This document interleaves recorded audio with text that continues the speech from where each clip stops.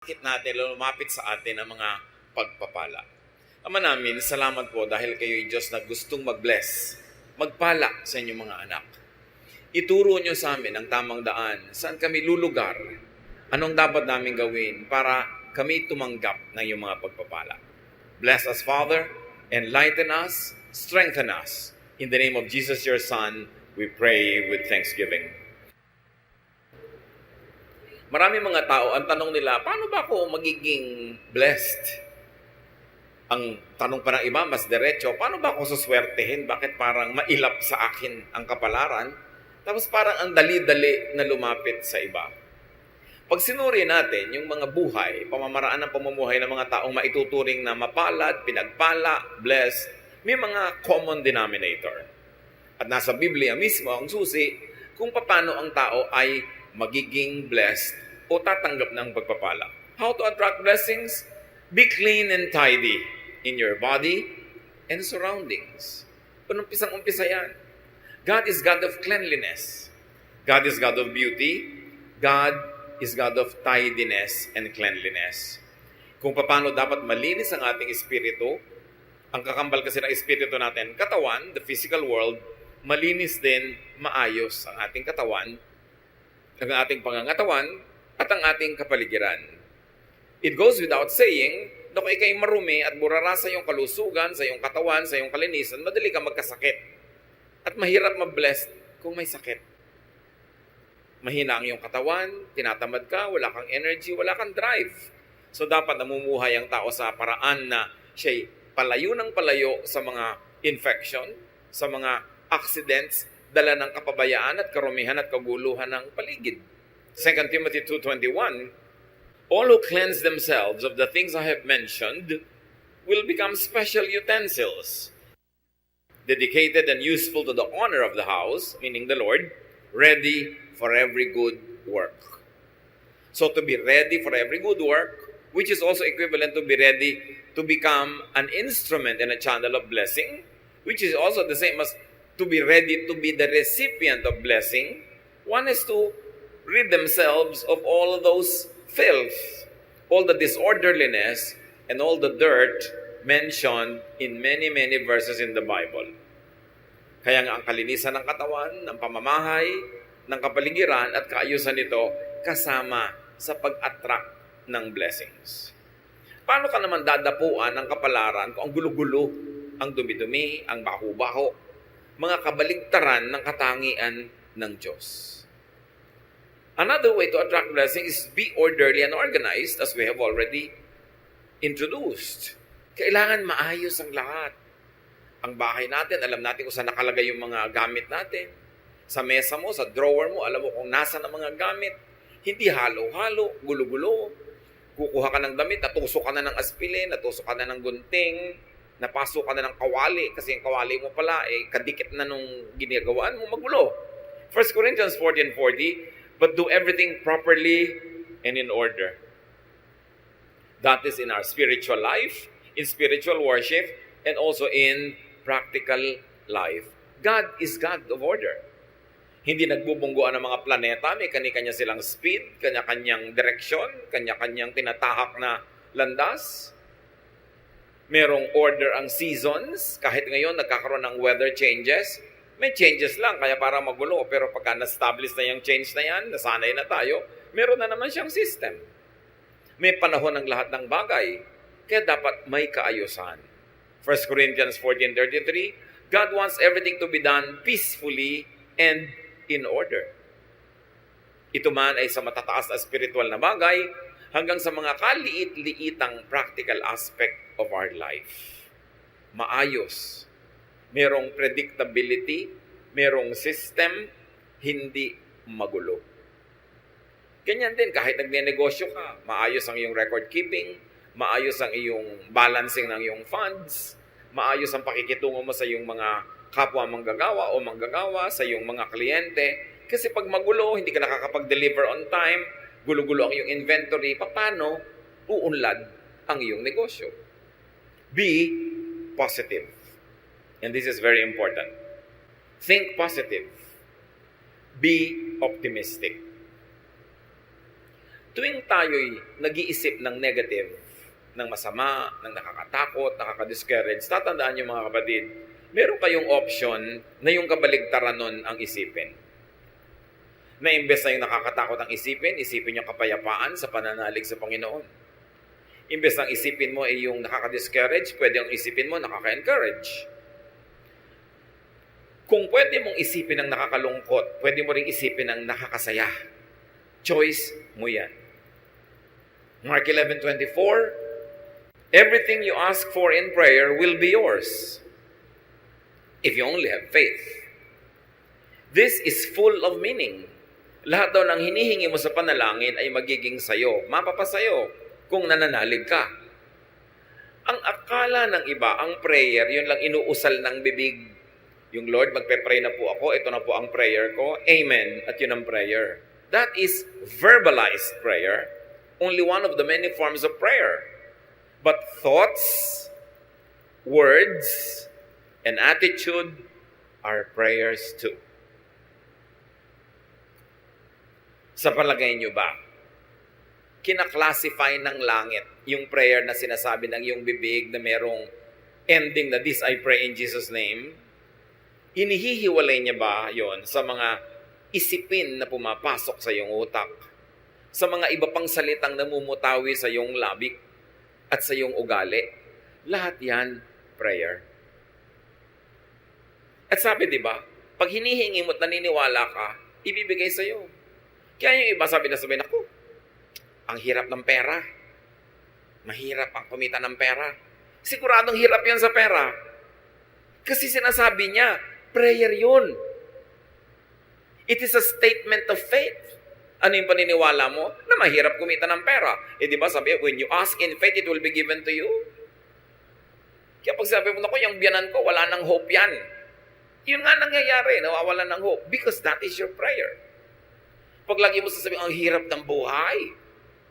Humihirap talaga ang buhay. Dapat nating malaman na ang prayer hindi lang yung minememorya ng iba at hindi lang yung magagandang mga pananalita na may introduction na magpe-pray na tayo tapos ine-endan mo ng amen. Lahat ng tumatawid sa iyong isip, lahat ng lumalabas sa iyong bibig ay panalangin. Kaya pag sabi ko, wala na akong pag-asa, ganito lang ako, nagiging ganun ka talaga. Kasi yun ang hinihingi mo. And the greatest deception is people don't realize that they are always praying. And only when you think that way, will you realize that it is possible to pray without ceasing. Di ba sabi, pray without ceasing? Pwede ka ba namang hindi tumigil manalangin? Yes, kasi pati ang iniisip mo, panalangin. Pati ang panaginip mo, panalangin. When it crosses your mind, it registers in heaven. Because we connect with God through our thought. Paano ba tayo kumukonect sa God? Through our hands? Nakikipag-holding hands ba tayo sa Diyos? Through our lips? Through our feet? No. Through our thoughts. And what you think of, get registered in heaven. And when you believe in what you are thinking of, therefore you believe in your prayer, it is given to you. That's why watch your thoughts. Minsan, sarili mong anak, sabi mo, itong anak ko na to, bobo to eh. Prayer mo yun. It is a statement of faith. Pag sasabi mo, wala naman lalaking faithful, di ganun nga mangyayari sa husband mo sa'yo kasi sinasabi mo na pinagdadasal mo na. Bantayan natin ang mga pinagsasasabi natin kasi natutupad. That is the great and mysterious power of the spoken and the unspoken word. It happens. Kasi we were created in God's image. At pag ang Diyos inisip niya at sinabi niya, nangyayari. Pag sinabi niyang, let there be light, nagkaka-light. Pag sinabi niyang, let waters and the earth separate, nangyayari. We were created in God's image. May kapangyarihan ang ating salita. That's why with every word you say, you either bless or curse your own life and others. Kaya dapat mag-isip. Attract blessings, speak good, kind, and positive words. Siyempre, birds of a feather flock together. Ang nagbabarka-barkadahan, ibong magkakamukha ng balahibo. At ganun din yun. Kung ang balahibo ng yung ibon ay puro negative, ang ma-attract niyang kabarkada, negative din. Pag kulang ng pananalig, yun ang ma-attract niya, weakness. failure, fear, kasi magkakabarkada yon. Proverbs 16:24, kind words are like honey. They cheer you up and make you feel strong. So have only kind words for others to strengthen them, and have kind words also for yourself to strengthen yourself. And when you are strong emotionally, when you are strong spiritually, you become strong physically. And when you are physically, emotionally, spiritually strong, you are ready to receive blessings. Blessings go to the strong, to the happy, to the positive. Because magkamukha sila, magkabarkada sila. Prepare yourself to be blessed. Pag may nangyayaring hindi maganda sa iyong buhay, pwede mong yun i-celebrate.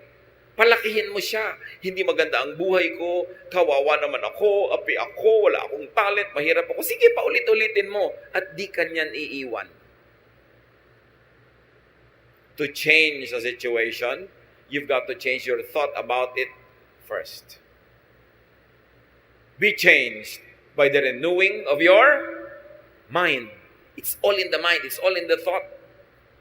Kaya pag nakokontrol mo yung direksyon ng yung utak, uy, teka, nagne-negative ka utak, ayoko niyan, ipapositive ko to. Uy, nagiging afraid ka, gagawin ko, faith, ang kapalit, mananalig ako. Decision yan. So kind words are like honey. You know, unkind words are like acid.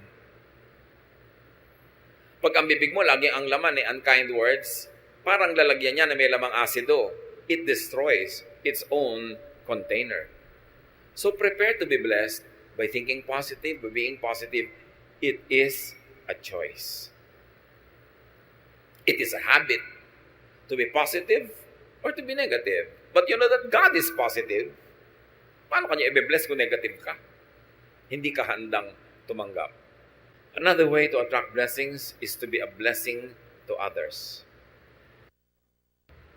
Matthew 5:16, make your light shine so others will see the good you do and praise your Father in heaven. When people praise God because of what they see in you, is it too far for God and too difficult for God to bless you? Because He gets delighted when He is praised. And He is worthy of praise. Pero kung napipintasan ng Diyos dahil sa iyo, alam mo na kung anong ina-attract mo na energy. Yung kasabihang talbog sa akin, dikit sa iyo. Pag blessing ka sa iba, tatalbog din yung blessing, didikit sa iyo. Pagka curse o sumpa ka sa iba, tatalbog yung sumpa, babalik sa iyo didikit. Because what you give is what you get. Ganun ang rule of life. What you give is what you get. So when you give blessings, anong ibibigay sa'yo ng kalangitan kundi blessings din? Kaya yung mga mararamot, yung mga mahilig na gumawa ng masama sa kapwa, manira, hindi nila alam, sarili nila ang magiging sira pagkatapos nun. Bumabalik at bumabalik sa atin parang boomerang ang lahat ng ating hinahagis. Kaya kung dumudura ka sa langit, sa mukha mo rin lalaglag ang iyong dura. Pagka nang aapi ka ng kapwa, may balik yon. Pag naninira ka, gumagawa ka ng masama, may balik yon. Kaya nakikita nyo most of the time, yung mga chismosa, hirap sa buhay. At kung hindi man sila nahihirapan ngayon, baka bukas pa. Pero kadalasan, isipin nyo lahat ng chismosa ang kilala nyo sa buhay nyo. Mga hirap sa buhay. Kasi negative. Kasi laging naninira. You attract blessings, give. Be a giver of good things. Be generous with what you give. Proverbs 11:25, be generous and you will be prosperous. Help others and you will be helped. Napakadali namang maintindihan. Gusto mo palang lumuwag ka sa buhay, sumagana, maging mariwasak, maging palabigay, at palabigay ng pabulosong paraan. Kasi sabi, pag tinutulungan mo ang iba, tutulungan ka rin ng Diyos at ng iba. Yan ang sikreto para lumuwag ang buhay. Huwag kang maramot. Nakikita niyo yung mga mararamot? Mga hirap na hirap din sa buhay. Kuminsan ang damot-damot, laging nanlalamang, nakakaipon ng konting pera, tapos biglang isang grabeng sakit, ubos ang pera.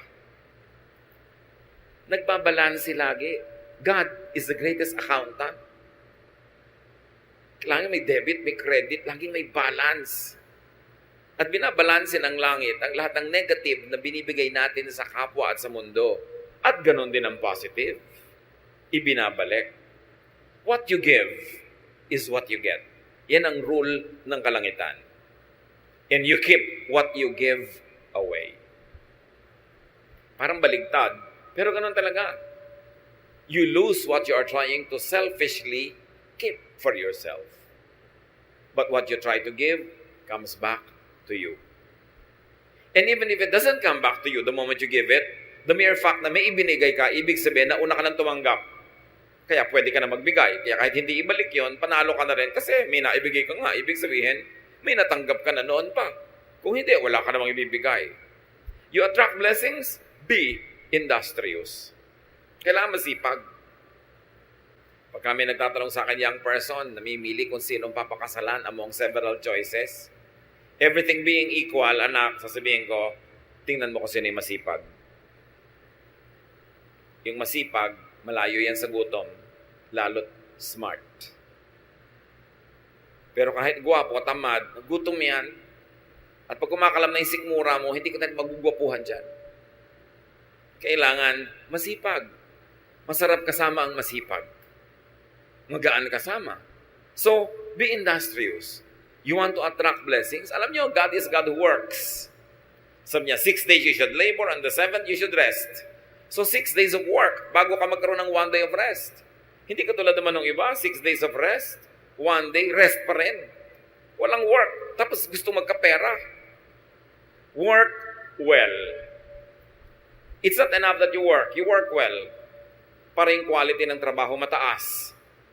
Nakakalungkot naman, ang sipag-sipag mo nga, pero napakaliit naman ang sweldo doon sa pinagtatrabahuhan mo. Dapat humanap ka ng iba na yung sipag mo masusuklian ng tamang katumbas na sweldo o kita o tubo. Kasi marami naman masipag, kaya lang hindi smart. Nagasgas na, napagod na, namatay na katatrabaho, pobre pa rin. Kasi yung kanyang ginagawa, hindi sapat yung kinikita niya sa kanyang pagod. Dapat sapat para sulit. Kung magtatrabaho ka ng 7 taon, 10 taon, 50 taon, dapat mas marami kang kinita kaysa nagtrabaho ka rin ng ganung kahaba na ang konti-konti ng kinita mo. Be productive. 1 Thessalonians 4:11. Try your best to live quietly, to mind your own business, and to work hard, just as we taught you to do. So, hard work. Focus on what you do, not on what others do. Pag lagi kang nanonood sa buhay ng iba, hindi ka makakapamuhay ng sarili mong buhay. Kailangan nakafocus ka sa ginagawa mo, hindi sa ginagawa ng iba. Then you can go deep, and you can go high, and you can go wide, and you will achieve more. 2 Thessalonians 3:10, we also gave you this rule.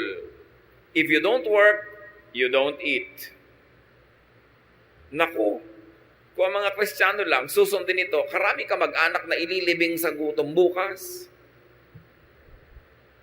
Pero mahilig kasi tayo magpremyo sa tamad. Bakit yung tamad? Laging sinusuportahan. Tapos yung masipag, ang pinaparusahan, sa kanya ipinapasan ang lahat ng gastusin ng mga tamad. Ito ang turo sa Biblia. Hindi ka nagtatrabaho, die. Mamatay ka sa gutom. Liban nila ikay sobrang tanda na, sobrang bata pa, o sobrang may sakit. But if you're able-bodied, you should feed yourself at least.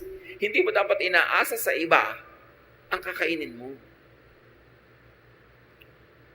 Dito naman sa atin, may isang nagtatrabaho, may 5 kapatid na humihingi, kaya aga-agang magbubuntis, mag-aanak, ang gatas ngayon, hihingin na uli sa ating nagtatrabaho o sa kuya. Yun namang nanay, iiyak-iyak doon sa kapatid, ang kapatid mo, huwag mong pabayaan. Bakit laging tamad na kapatid ko lagi ang abogado ninyo sa akin? Di na kayo sa akin naawa. Diba? May mga ganong magulang naman. Kung sino yung masipag, pinarurusahan. yung tamad, pinipremyuhan. Hindi yun biblical. Pag nakaranas siyang magutom at kumalaman sikmura, magtatrabaho. 50 years old na, humihingi pa ng pang-load. Abay, huwag kang mag-cellphone kung wala kang pang-load. Diba? Huwag kang magsaya. Boring. Alam niyo yung mga tamad, laging boring. Laging nabobore. Subukan nilang magutom. Diba? So, if you want to eat, you work. And if you work smart, you eat. Dinadagdag natin yung smart. Although sasabihin ng grammar teacher ko, if you work smartly. No? But if you work smart, you eat. Hindi lang yung work ka ng work, pero hindi ka naman smart, napapagod ka, wala kang kita. Marami rin ganun trabaho eh. Dapat sulit. But remember, brothers and sisters, laziness attracts hunger. It attracts many other negative things. Pag tamad, marami nang kakambal na problema. At dahil tamad, laging nabobor. Hindi kasi busy. Pag nabobor, iimbento ng mga kabalbalan. At usually, magastos ang bunga ng kabalbalan. Napapaaway, naglalasing, asawa ng maaga. May mga kakambal na mga problema, yung pagiging tamad. Kaya dapat ang tao busy lagi para mawala siya ng oras sa kabalbalan. Because an idle mind is the devil's workshop. If the devil see you doing nothing, he will put you to work. And definitely, ang magagawa mo, pampagulo ng buhay. Attract blessings, be appreciative. Be thankful, be grateful. Kasali yan. Because thankfulness, gratitude, appreciation is the path of blessings. Kung baga ang ilog, merong dinadaanan niya na landas. May ruta yan, di ba? Ang gano'n din ang blessing. May ruta yan. Ang dadaanan niyan, yung ang mga pangpang ay thankful, orderly, beautiful, grateful, positive, productive. Doon dadaan ang ilog yung agos ng pagpapala. Pag ikaw hindi ka appreciative, hindi ka mapagpapala. Yung binigyan ka, tapos nagrereklamo ka pa, ba't ito lang? Sa susunod, di ka na mabibigyan. Pinautang ka, dapat ang appreciation mo is magbayad ka na maaga, mabilis. At kung pwede, dagdagan mo pa ng kung ano mang interest in cash or in kind. Para mamaya, uutang ka na naman, nagmamadaling pautangin ka. Pero kung hindi ka nagbabayad, hindi ka na makakautang uli. Mawawala na ang kanang credit, liliit ang mundo mo, natatanggal lang yung blessing. Ang mga nagbibigay, nagreregalo, nagpaparaya, siyempre, inaasahan din naman nun, magpapasalamat ka. At pagka hindi ka nagpasalamat, kahit hindi nila sabihin, dinaramdam din nila. At sa susunod, tatamarin na sila na tumulong sa'yo. Dapat appreciative. Nagpapasalamat lagi. Merong isang asawa, niregaluhan ng husband ng isang blouse. Pagbukas ng bag ng regalo, ang sabi agad, ay, hindi naman ganyan ang color na gusto ko. Sabi ng husband, lamunin mo para mawala yung kulay na ayaw mo. Dahil binigyan na nga, nagre-reklamo pa. May mga ganun, bibigyan mo ang hahanapin, kapintasan, reklamo, etc., etc. Pasalamat ka, binigyan ka ng blouse. Pasalamat ka, binigyan ka ng ganito, ng ganun. Hindi yung magre-reklamo ka pa. Si Jesus, may pinagaling siyang 10 ketongin. Nung naggalingan, nagtakbuhan na pa uwi yung Siyam. Isa lang yung nakaalalang, ay, nag-about face, at nagpasalamat kay Jesus. Luke 17 to 19, Jesus asked, weren't 10 men healed? Where are the other 9? Why was this foreigner the only one who came back to thank God? Then Jesus told the man, you may get up and go. Your faith has made you well. Sa 10 pinagaling, isa lang yung na-affirm, na-confirm, at na-cement yung kanyang paggaling. Yung Siyam, hindi natin alam kung bumalik ulit yung ketong nila. Pero isa lang ang in-affirm ni Lord. Kasi isa lang yung nagpasalamat. Mapagpasalamat tayo dapat. Pagka ikay nakakatanggap, bigay ka agad. Sa nagbigay sa'yo o sa ibang nangangailangan, ganun ang pagpapasalamat. Hindi susuluhin mo lang. At magpapahayag ka talaga ng thanksgiving. Gano'ng karami pa ngayon ang nagpapadala ng thank you card, kahit sa text. Hindi yung pagka nabigyan ka na, nakalimot ka na. Pagka masaya, nakakalimot. Pag lang malungkot, nakakaalala. Ang mangyayari, masisira ang papel mo. Hindi ka na kakatuwaan ng iyong kapwa.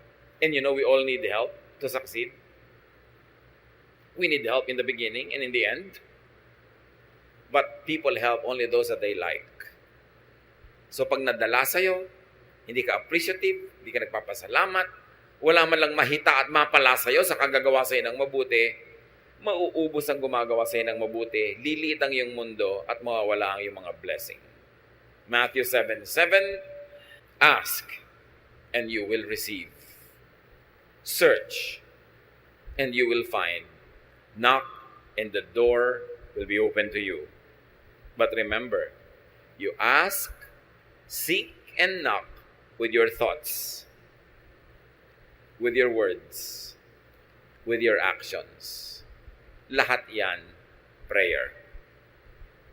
Kahit hindi ka mahilig sa formal prayer, group prayer, corporate prayer, kung ang thoughts mo lagi, words mo at buhay, ay nakasang-ayon sa mga katuruang ito, nagdadasal ka actually.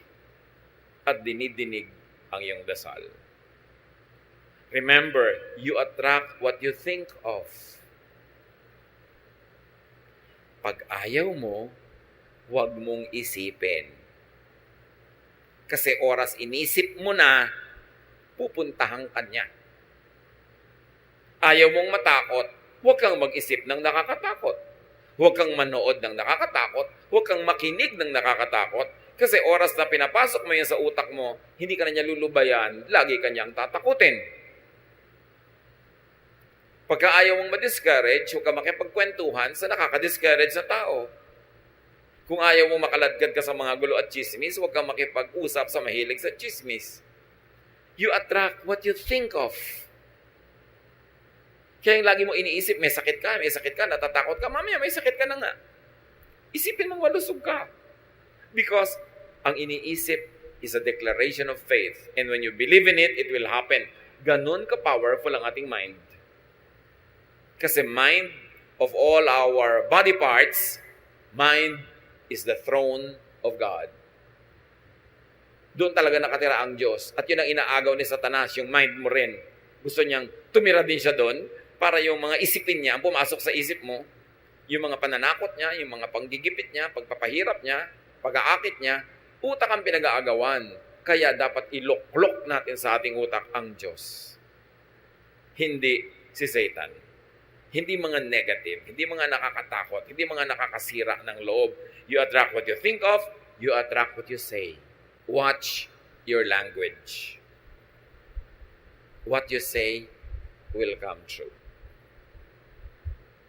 And you attract what you do. Iyan ang mga prayer. Luke 6:38, give, and it will be given to you. A good measure, pressed down, shaken together, and running over, will be poured into your lap. For with the measure you use, it will be measured to you. Kung anong ibinibigay mo, yun ang tatanggapin mo. Kung paano ka magbigay, ganun ka rin paano tatanggap. So give, and you will receive. Be a blessing, and you will be blessed. Dear Lord, we thank you for these reminders. Salamat sa mga paalala nyo na hindi naman mahiwaga para mabless. Itinuro nyo sa inyong salita kung paano kami mabibless. Buksan nyo po ang aming isip. At sa mga alam na namin, turuan mo kami maging masunurin, that we do not resist your word when we hear it. That today as we hear your word, we do not harden our hearts as in rebellion, kundi maging teachable kami. And we should be willing to change our ways, to change from negative to positive, from ungrateful to grateful, from unloving to loving, from unhappy to happy. Teach us, Lord, to pattern our thoughts after the thoughts of your Son, Jesus. Madisiplina namin ang aming isip at ang aming bibig, at tumindig kami lumugar kung saan dumadaan ang agos ng iyong pagpapala. Pagbulay-bulayan natin ang mga ito, mga kapatid, kung paano i-apply sa ating personal life. Meditate on it for a minute. Think about what this message is telling us and decide to heed the word of truth